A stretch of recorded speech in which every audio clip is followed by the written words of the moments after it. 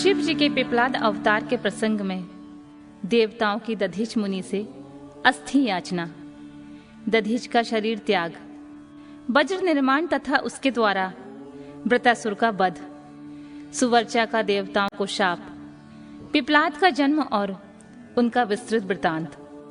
तदनंतर महेशा अवतार तथा विश्लेषा अवतार का चरित्र सुनाकर नंदीश्वर ने कहा, महाबुद्धिमान सनत कुमार जी, अब तुम लोग आदरपूर्वक महेश्वर के पिपलाद नामक परमोत्कृष्ट अवतार का वर्णन श्रवण करो। यह उत्तम आख्यान भक्ति की वृद्धि करने वाला है।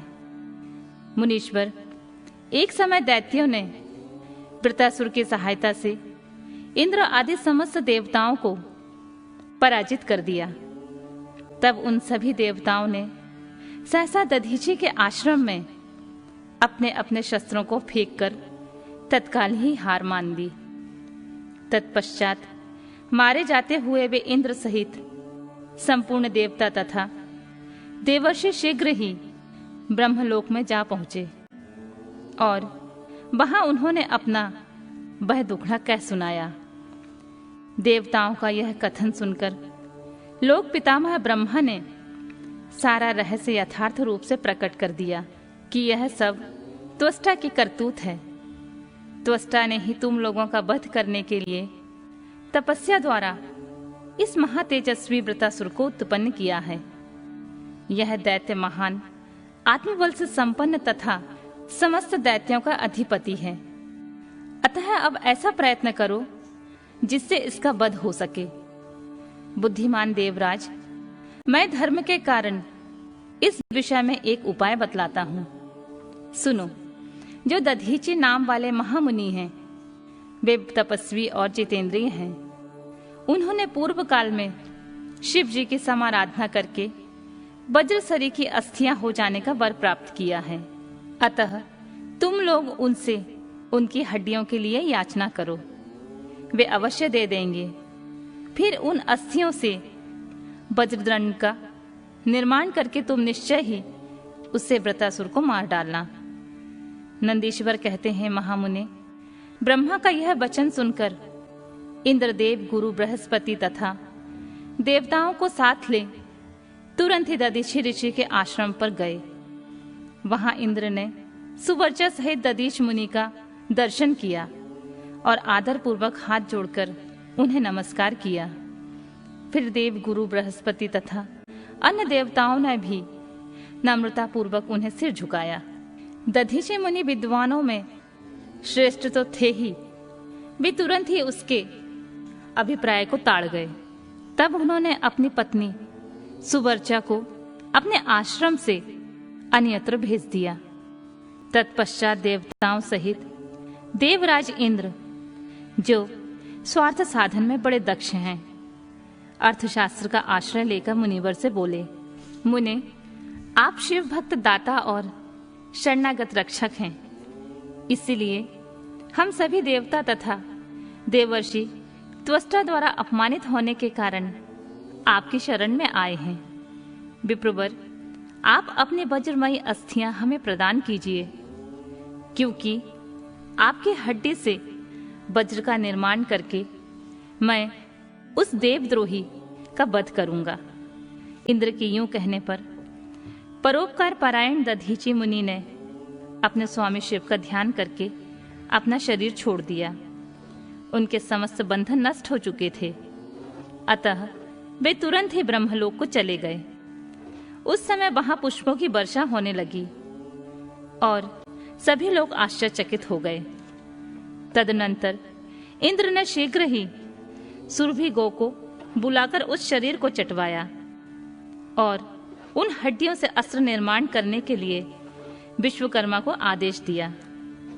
तब इंद्र की आज्ञा पाकर विश्वकर्मा ने शिव जी के तेज से सुदृढ़ हुई मुनि के वज्रमय हड्डियों से संपूर्ण अस्त्रों की कल्पना की। उनकी रीढ़ी की हड्डी से वज्र और ब्रह्मशिर नामक बाण बनाया तथा अन्य अस्थियों से अन्य बहुत से अस्त्रों का निर्माण किया। तब शिव जी के तेज से उत्कर्ष को प्राप्त हुए, इंद्र ने उस वज्र को लेकर क्रोधपूर्वक वृत्रासुर पर आक्रमण किया। ठीक उसी तरह जैसे रुद्र ने यमराज पर धावा किया था। फिर तो कवच आदि से भलीभांति सुरक्षित किए हुए इंद्र ने तुरंत ही पराक्रम प्रकट करके उस वज्र द्वारा वृत्रासुर के पर्वत शिखर सरी के सिर को काट गिराया। तात उस समय स्वर्गवासियों ने महान विजय उत्सव मनाया। इंद्र पर पुष्पों की वृष्टि होने लगी और सभी देवता उनकी स्तुति करने लगे। तदनंतर महान आत्मबल से संपन्न दधीच मुनि की पतिव्रता पत्नी सुवर्चा पति की आज्ञा अनुसार अपने आश्रम के भीतर गई। वहां देवताओं के लिए पति को मरा हुआ जानकर वह देवताओं को शाप देती हुई बोली, अहो, इंद्र सहित ये सभी देवता बड़े दुष्ट हैं और अपना कार्य सिद्ध करने में निपुण, मूर्ख तथा लोभी हैं। इसलिए ये सब के सब आज से मेरे शाप से पशु हो जाएं। इस प्रकार उस तपस्वी मुनि पत्नी सुवर्चा ने उन इंद्र आदि समस्त देवताओं को शाप दे दिया। तत्पश्चात उस पतिव्रता ने पतिलोक में जाने का विचार किया। फिर तो मनीषवी ने सुवर्चा ने परम पवित्र लकड़ियों द्वारा एक चिता तैयार की। उसी समय शंकर जी की प्रेरणा से सुखदायिनी आकाशवाणी हुई। वह उस मुनि पत्नी सुवर्चा को आश्वासन देती हुई बोली, प्राज्ञ, ऐसा साहस मत करो, मेरी उत्तम बात सुनो। देवी, तुम्हारे उदर में मुनि का तेज वर्तमान है। तुम उसे यत्नपूर्वक उत्पन्न करो। पीछे तुम्हारी जैसी इच्छा हो वैसा करना, क्योंकि शास्त्र का ऐसा आदेश है कि गर्भवती को अपना शरीर नहीं जलाना चाहिए, अर्थात सती नहीं होना चाहिए। नंदीश्वर कहते हैं, मुनीश्वर, यूं कहकर आकाशवाणी उपराम हो गई। उसे सुनकर वह मुनि पत्नी क्षण भर के लिए विस्मय में पड़ गई। परंतु उस सती साध्वी सुवर्चा को तो पतिलोक की प्राप्ति हो अभिष्ट थी। अतः उसने बैठकर पत्थर से अपने उदर को विदीर्ण कर डाला। तब उसके पेट से मुनिवर दधीच का वह गर्भ बाहर निकल आया। उसका शरीर परम दिव्य और प्रकाशमान था तथा वह अपनी प्रभा से 10 दिशाओं को उद्दासित कर रहा था। तात दधीच के उत्तम तेज से प्रादुर्भूत हुआ वह गर्भ अपनी लीला करने में समर्थ साक्षात रुद्र का अवतार था। मुनि प्रिया सुवर्चा ने दिव्य स्वरूपधारी उस पुत्र को देखकर मन ही मन समझ लिया कि यह रुद्र का अवतार है। फिर तो वह महासाध्वी परमानंद मग्न हो गई और शीघ्र ही उसे नमस्कार करके उसकी स्तुति करने लगी। मुनीश्वर, उसने उस स्वरूप को अपने हृदय में धारण कर लिया। तदनंतर पतिलोक की कामना वाली विमलेक्षणा माता सुवर्चा मुस्कुराकर अपने उस पुत्र से परम स्नेह पूर्वक बोली, तात परमेशान, तुम वृक्ष के निकट चिरकालमय तक स्थित रहो। महाभाग, तुम समस्त प्राणियों के लिए सुखदाता हो और अब मुझे प्रेम पूर्वक पति लोक में जाने के लिए आज्ञा दो। वहां पति के साथ रहती हुई मैं रुद्र रूपधारी तुम्हारा ध्यान करती रहूंगी। नंदीश्वर कहते हैं, मुनि, साध्वी सुवर्चा ने अपने पुत्र से यूं कहकर परम समाधि द्वारा पति का ही अनुगमन किया। मुनिवर, इस प्रकार दधीची पत्नी सुवर्चा शिवलोक में पहुंचकर अपने पति से जा मिली और आनंद पूर्वक शंकर जी की सेवा करने लगी।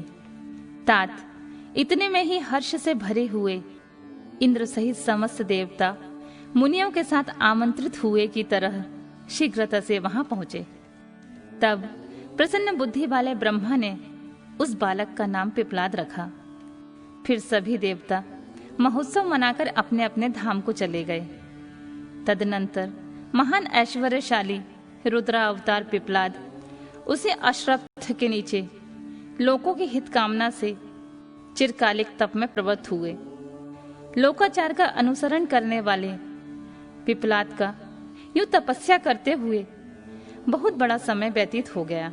तदनंतर पिप्पलाद ने राजा अनरण्य की कन्या पद्या से विवाह करके तरुण हो उसके साथ विलास किया। उन मुनि के 10 पुत्र हुए। वे सब के सब पिता के ही समान महात्मा और उग्र तपस्वी थे। वे अपनी माता पद्या के सुख की वृद्धि करने वाले हुए। इस प्रकार महाप्रभु शंकर के लीला अवतार मुनिवर पिप्पलाद ने महान ऐश्वर्यशाली तथा नाना प्रकार की लीलाएं की। उन कृपालु ने जगत में शनेश्वर की पीड़ा को, जिसका निवारण करना सबकी शक्ति से बाहर था, देखकर लोगों को प्रसन्नता पूर्वक यह वरदान दिया कि जन्म से लेकर 16 वर्ष तक की आयु वाले मनुष्यों को तथा शिव भक्तों को शनि की पीड़ा नहीं हो सकती। यह मेरा वचन सर्वथा सत्य है। यदि कहीं शनि मेरे वचन का अनादर करके उन मनुष्यों को पीड़ा पहुंचाएगा तो वह निसंदेह भस्म हो जाएगा।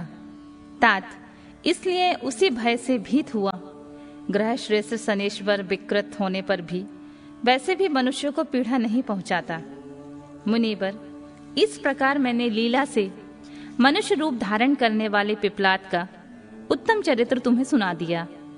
यह संपूर्ण कामनाओं को पूर्ण करने वाला है।